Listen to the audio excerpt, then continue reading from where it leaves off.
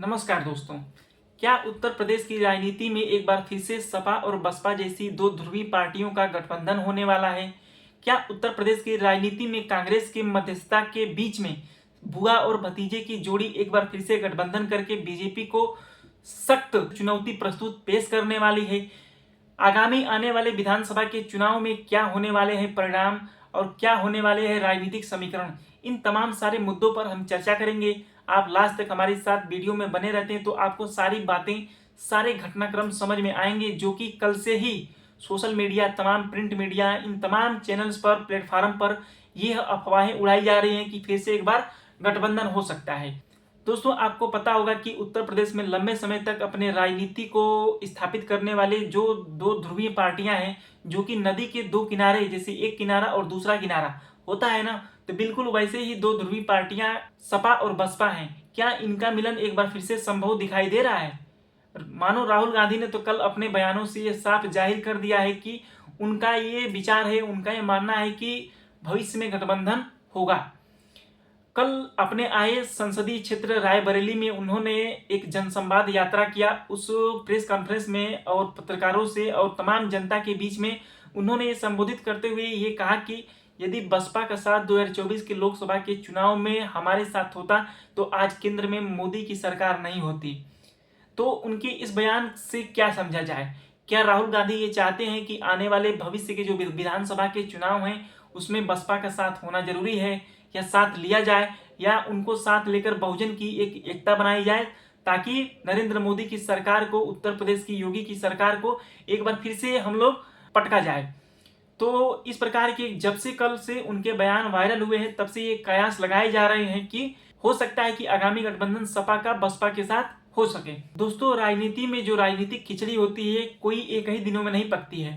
खिचड़ी पकने से पहले कुछ राजनीतिक जो सियासी घटनाक्रम होता है धीरे धीरे करके होता है, और ना ही कोई ये इंग्लिश की अंग्रेजी दवाई है जो कि एक ही बार में सूट करेगी। कोई भी गठबंधन होता है परिस्थितियों के अनुकूल होता है। तत्कालीन जो राजनीतिक परिस्थितियां होती है उसको देख कर लिया जाता है फैसला, और गठबंधन को करने वाली जो दो प्रमुख पार्टियां होती हैं अपने महत्वाकांक्षी जो उनके राजनीतिक समीकरण होते हैं उनको ध्यान में रखते हुए ये गठबंधन करती हैं। जैसा दोस्तों आप सभी लोग को मालूम है कि सपा और बसपा ये दोनों राजनीतिक पार्टियां उत्तर प्रदेश में कई बार अपना सरकार बना चुके हैं। मायावती जो कि उत्तर प्रदेश की पूर्व सीएम है और बसपा की राष्ट्रीय अध्यक्ष हैं, ये भी उत्तर प्रदेश में कई बार अपना परचम लहरा चुके हैं राजनीति के माध्यम से। एक समाज के एक पिछड़े तबके से आने वाली, समाज में बिल्कुल धकेले हुए एक तबके से आने वाली मायावती ने कई बार महिला मुख्यमंत्री के रूप में उत्तर प्रदेश की राजनीति को सुशोभित किया है। तो दोस्तों, क्या आपको लगता है कि इनको साथ आना चाहिए? इनके साथ आने से बहुजनों में एकता बनेगी, समाज में एकजुटता होगी, तो जो दलित, पिछड़े, वंचित, शोषित समाज हैं इनका एक मजबूत दिलों का गठबंधन होगा, जैसे कि 2019 के लोकसभा के चुनाव में हुआ था। मैं थोड़ा सा इस घटनाक्रम को बताऊंगा, लेकिन थोड़ा स्टार्टिंग में जाना चाहते हैं। दोस्तों, आप लोगों को सभी को पता होगा कि सन 1990 का जो दशक था उसमें राम मंदिर को लेकर तत्कालीन कल्याण सिंह की जो सरकार चल रही थी, काफी ज्यादा मंडल और कमंडल के बीच में राजनीतिक वर्चस्व स्थापित करने के लिए संघर्ष हो रहा था। कल्याण सिंह उस समय के तत्कालीन मुख्यमंत्री थे। बाबरी मस्जिद विध्वंसक की गई, उसके ढहाने के बाद उत्तर प्रदेश में होने वाले थे विधानसभा के चुनाव। अब इन चुनावों के बीच में बहुजन समाज पार्टी के संस्थापक जो कि कांशीराम जी जाने जाते हैं, उनके और समाजवादी पार्टी के संस्थापक मुलायम सिंह यादव, इन दोनों दलों का आपसी तालमेल, आपसी सामंजस्य स्थापित करके दोनों ने गठबंधन किया। और उस समय ये नारा किसने दिया ये तो नहीं मालूम है, लेकिन नारा काफी ज्यादा सियासी गलियारों में चर्चित रहा कि मिले मुलायम कांशीराम हवा में उड़ गए ... तमाम इस प्रकार के नारे उस समय काफी ज्यादा प्रचलित रहे, और दोनों दलों ने पहली बार साथ मिलकर चुनाव लड़ा। इन दोनों दलों के साथ चुनाव लड़ने के बाद हुआ कि इन्होंने सरकार साथ में चलाई। 2 साल तक इनकी सरकार बिल्कुल साथ में चली। बहुजनों के दिल से दिल मिल गए। जो सामाजिक खाइयां थी, उन सामाजिक खाइयों में जो दूरी थी वो बिल्कुल कम हो गई। लोग एक दूसरे को समझने लगे। जो उस समय दलितों और पिछड़ों पर थोड़ा अत्याचार बहुत हो रहे थे, उन सभी अत्याचारों से कुछ मुक्ति मिली, सामाजिक एकता बनी, तमाम जो सामाजिक परिवर्तन है वो सामने उभर कर आए। इन दोनों दलों को अलग करने में कल्याण सिंह ने कोई कोर कसर नहीं छोड़ा। कल्याण सिंह का ये मानना था कि एक कांटे को निकालने के लिए दूसरे कांटे का सहारा लेना पड़ता है, और उन दोनों कांटों को फिर लास्ट में फेंक दिया जाता है। उन्होंने रजत शर्मा जो कि एक टीवी एंकर है इंडिया टीवी के, उसके एक शो जो कि आपकी अदालत है, इसमें जब कल्याण सिंह आए तो रजत शर्मा ने उनसे पूछा कि आपने बसपा से गठबंधन क्यों किया। तो जानते हैं उसका क्या जवाब था कल्याण सिंह का? उनका ये जवाब था कि एक बड़ी बुराई को खत्म करने के लिए एक छोटी बुराई का सहारा लेना पड़ता है। सोचिए, इस प्रकार की मानसिकता है उनकी बहुजनों के प्रति। कुछ इस प्रकार के उन्होंने कृत्य किए और बहुजनों की गठबंधन को अलग करने में कोई कोर कसर न छोड़ा। अब उसके बाद सन 90 के दशक के बाद जो मंडल और कमंडल की राजनीति चल रही थी, उसके बाद से सपा और बसपा का गठबंधन हुआ 2019 के लोकसभा के चुनाव में। आप सोच सकते हैं कि इतने सालों के बाद ये गठबंधन फिर से एक हुआ।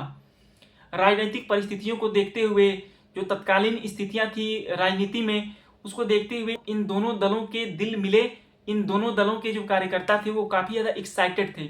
सभी को ये मन में आस थी कि इस जो गठबंधन हुआ है 2019 की लोकसभा का, इसके बेहतर परिणाम आएंगे।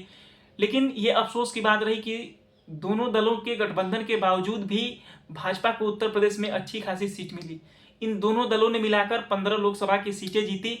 बाद में इनका गठबंधन भी टूटा, लेकिन ये गठबंधन जाते जाते ये संकेत दे दिया कि बहुजन के दिल मिल चुके हैं। जो पिछड़े बहुजनों के दिलों में खाइयां थी, एक दूसरे के धुर विरोधी थे, धुर कट्टरता वाले थे, प्रतिद्वंदी थे, वे एक दूसरे को आपस में मतलब कि कोरिलेट नहीं कर पा रहे थे। इन दोनों दलों ने ये कसम खा लिया कि हम साथ में रहेंगे। इन दोनों दलों का मिलन हुआ, गठबंधन भले अलग हो गया। शीर्ष नेताओं ने अपने जो राजनीतिक महत्वाकांक्षाएं थी इनको दरकिनार करते हुए आपसी कलह कर लिया हो, गठबंधन से दूरी बना ली हो, लेकिन इन दोनों दलों को सपोर्ट करने वाले इनकी जो जनता थी उनके दिल मिल गए। उसका परिणाम दिखाई दिया 2024 के लोकसभा के चुनाव में। अखिलेश यादव के नेतृत्व वाली पीडीए के फार्मूले पर समाजवादी पार्टी ने लोकसभा के चुनाव में 37 सीटें जीत ली। इस लोकसभा के चुनाव में पिछड़ा, दलित और अल्पसंख्यक, इन तमाम ने भरपूर एक तरफा सामाजिक ताने बाने को किनारे करते हुए, अपनी राजनीतिक परिस्थितियों को भांपते हुए, संविधान की लड़ाई को बचाने के लिए, संविधान की रक्षा के लिए, बाबा साहब के जो सपने हैं उनको साकार करने के लिए इन सभी समुदायों ने एक तरफा वोट दिया पीडीए यानी सपा को।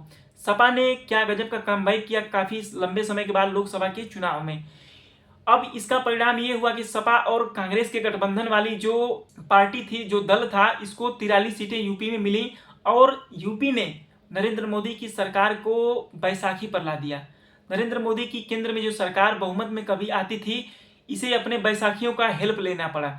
नीतीश कुमार हो गए, चंद्रबाबू नायडू हो गए, इन दोनों दलों को इन्होंने भाव देना शुरू किया और अपने गठबंधन के साथ इस समय केंद्र में नरेंद्र मोदी की सरकार चल रही।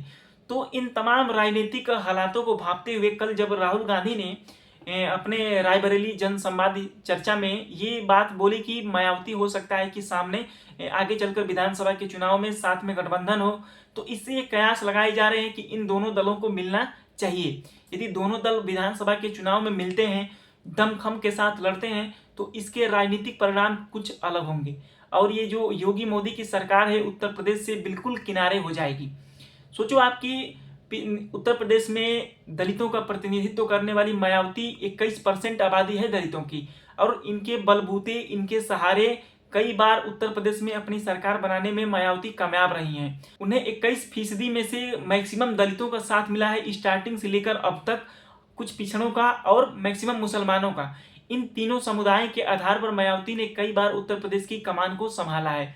यदि ये इतने दल ये सामने आ जाए और सपा जो कि यादव बाहुल्य, अन्य पिछड़ा, ओबीसी, कुर्मी, मौर्य, राजभर, तमाम जो ओबीसी की जातियां हैं, इनको साथ लेकर गठबंधन होता है, तो उत्तर प्रदेश में राजनीति के परिणाम कुछ दूसरे दिखाई देंगे। लोकसभा की बात अलग है, लेकिन विधानसभा के परिप्रेक्ष्य से ये गठबंधन एक नया सियासी कीर्तिमान स्थापित करने में सहायता करेगा। तो दोस्तों, आपको क्या लगता है कि आने वाले विधानसभा के चुनाव में इन दोनों दलों का गठबंधन होना चाहिए? कांग्रेस को इसमें मध्यस्थता करानी चाहिए सपा और बसपा के बीच में? स्टार्टिंग से लेकर ये जब से गेस्ट हाउस कांड 1992 के लगभग में हुआ था, तब से बसपा और सपा के बीच में प्रतिद्वंदता बन गई थी, नदी के दोनों किनारे हो गए थे। सब कुछ सेम हो सकता है, इन दोनों दलों के सपोर्टर मिल सकते हैं, लेकिन ये दोनों दल बिल्कुल मानो कसम खा लिए हैं कि हम एक में नहीं मिलेंगे। इन दोनों दलों के एक में न होने से जो सामाजिक स्थिति है काफी ज्यादा डाउनफॉल जा रही है। आदिवासियों पर, पिछड़ों पर, दलितों पर कितने अत्याचार किए जा रहे हैं, कितने जुल्म ढाए जा रहे हैं, आरक्षण की क्या स्थिति है, तमाम यूनिवर्सिटी में तमाम जो प्रतियोगी परीक्षाएं हो रही हैं इसमें क्या हालात है आरक्षण को लेकर, किस प्रकार की इनके कट ऑफ जा रहे हैं। सोचिए, आप सोच सकते हैं कितने इस समय मतलब कि जुल्म ढाए जा रहे हैं, रोज हत्याएं हो रही हैं, गोलीबारी हो रही है, इनको दबाया जा रहा है। लेकिन इन दलों को कब आपस में समझ में आएगा कि हमें मिलना है कि नहीं मिलना है। कार्यकर्ता तो दोनों दलों के चाहते हैं कि इन दोनों दलों का आपसी गठजोड़ हो जाए, राजनीतिक भागीदारी मिले, ताकि हम उत्तर प्रदेश की राजनीति पर अपना बहुजनों का राज स्थापित करने में हेल्प मिले। तो दोस्तों, कुछ इस प्रकार का विश्लेषण रहा। राहुल गांधी ने तो कल ये भी आरोप लगाया कि मायावती जी मतलब कि पूरे तन मन से चुनाव में नहीं लड़ती हैं, चुनाव में यदि पूरे दमखम के साथ आएंगी तो उन्हें काफी ज्यादा लाभ मिलेगा, बहुजनों का नेतृत्व होगा, लेकिन वो दमखम के साथ नहीं लड़ती हैं। राहुल गांधी ने मायावती के प्रति एक सॉफ्ट कॉर्नर भी अपनाया है ताकि उनको जोड़ा जा सके। उनका प्रयास काफी लंबे समय से रहा है। लोकसभा के चुनाव से पहले भी वे चाहते थे कि बसपा का इस जो गठबंधन है इसमें भागीदारी हो। इसमें सपा के राष्ट्रीय अध्यक्ष अखिलेश यादव भी ये चाहते हैं कि बसपा का उनके साथ हैं, उनके साथ काफी ज्यादा सॉफ्ट कॉर्नर अपनाते हैं अखिलेश यादव। कई बार उन्होंने प्रेस कॉन्फ्रेंस में भी ये लेकर बात कही है कि यदि कोई मायावती जी का अपमान करता है तो समझो कि वो मेरा अपमान है। यानी मायावती जी को लेकर काफी ज्यादा कोई भी टिप्पणी करे बिल्कुल वो सहने लायक नहीं है। आप मायावती की टिप्पणी कर सकते हैं, उनकी राजनीतिक कमजोरियों को कर सकते हैं, लेकिन उनके आत्मसम्मान के साथ किसी भी प्रकार का समझौता स्वीकार नहीं किया जाएगा। कुछ इस प्रकार की बातें अखिलेश यादव भी मायावती को लेकर देते रहते हैं, काफी ज्यादा सॉफ्ट कॉर्नर वाली राजनीति पॉलिटिक्स अपनाते हैं। तो दोस्तों, आपको क्या लगता है कि इस प्रकार का गठबंधन होना चाहिए या नहीं होना चाहिए? मेरे द्वारा जो दी गई विश्लेषण है यदि आपको समझ में आता है, वीडियो अच्छी लगती है तो चैनल को सब्सक्राइब करें, शेयर भी कर सकते हैं। मिलते हैं फिर अगली वीडियो में, तब तक के लिए नमस्कार।